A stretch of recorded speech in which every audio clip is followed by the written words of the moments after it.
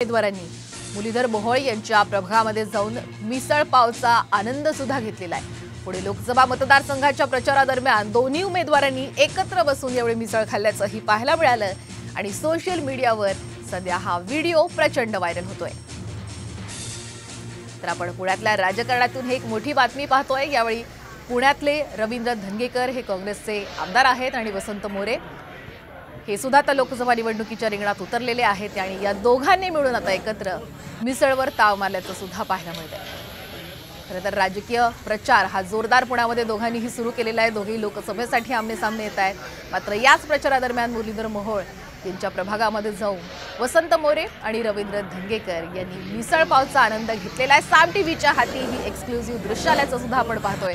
पुणे लोकसभा मतदारसंघाच्या प्रचारादरम्यान हे दोन्ही उमेदवार एकत्र बसून मिसळीचा आस्वाद घेत आहेत।